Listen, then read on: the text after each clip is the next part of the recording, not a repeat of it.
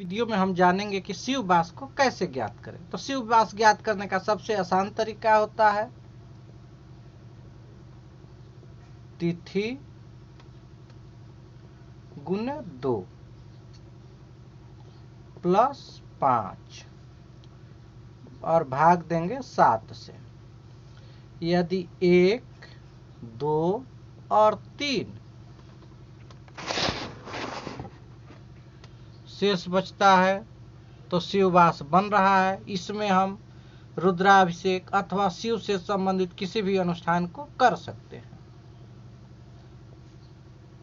और यदि शिववास नहीं बन रहा है तो रुद्राभिषेक अथवा शिव से संबंधित हम किसी भी अनुष्ठान को उस दिन हम नहीं कर सकते हैं।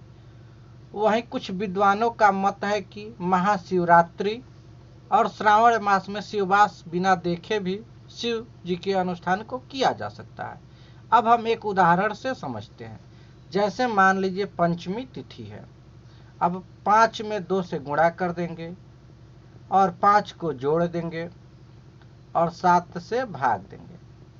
अब हम इसको सरल बनाने के लिए, अगर मैथ की विद्यार्थी आप सभी होंगे तो कहेंगे कि सबसे पहले हम भाग ही दे लेते, इसलिए हम इसको सरल बनाने के लिए कोष्टक का प्रयोग कर लेते हैं।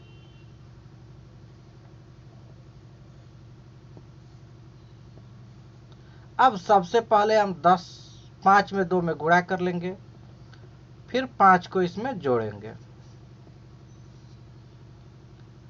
और जितना आएगा उसमें 7 से भाग देंगे। अब 15 हुआ, 15 में 7 से भाग दिए तो 2 भागफल आया और 1 शेष बचा। तो हमें भागफल से कोई मतलब नहीं है, सिर्फ मतलब किससे है? शेष से। तो जब 1 शेष रहता है तो कहा जाता है एके न वास कैलाश, यानी 1 जब शेष रहता है तो भगवान शिव का वास कैलाश पर होता है। ये अच्छा है।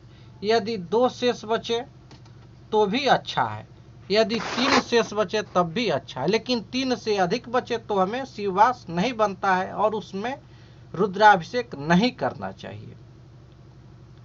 यह तो हो गया अगर शुक्ल पक्ष की तिथि है तब। अब कृष्ण पक्ष की तिथि है तो उसमें हमें 15 जोड़ना होता है। ये तो आप सभी को विदित होगा या पता होगा। जैसे उसके लिए भी हम सूत्र को लिख दे रहे हैं।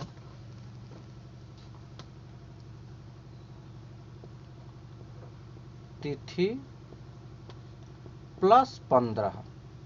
ये किसके लिए है? तो कृष्ण पक्ष के लिए है। अगर कृष्ण पक्ष में हमें देखना है कि शिववास बन रहा है कि नहीं, तब गुने 2। तो सबसे पहले तिथि में 15 को जोड़ेंगे, फिर 2 से गुणा करेंगे, उसके बाद 5 को जोड़ेंगे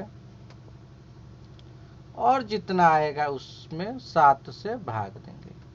यदि 1, 2, 3 शेष बचता है तो शिववास बन रहा है और 1, 2, 3 शेष नहीं बच रहा तो शिववास नहीं बन रहा। जैसे मान लीजिए कि हमें कृष्ण पक्ष के पंचमी को देखना है तो 5 और इसमें 5 को जोड़ 15 को जोड़ दिए तो ये हो गया आपका।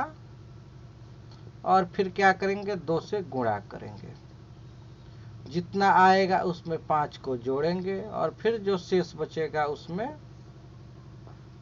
7 से भाग देंगे।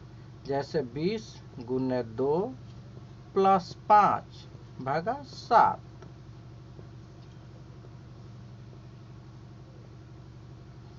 20 दूना 40 प्लस 5 और भागा 7। अब यहाँ पे हुआ 45। 45 में 7 से भाग दिए तो 7 छक्के 42, 6 भागफल आया और 3 शेष बचा। तो यहाँ पर भी हम अभिषेक कर सकते हैं। अभी हमने बताया था कि 1, 2, 3 बचेगा तो अभिषेक करेंगे, महामृत्युंजय जप करेंगे। अगर नहीं बचता है, नहीं बनता है तो नहीं करेंगे। तो इस वीडियो में इतना है, फिर मिलते हैं एक नए वीडियो के साथ। तब तक के लिए नमस्कार।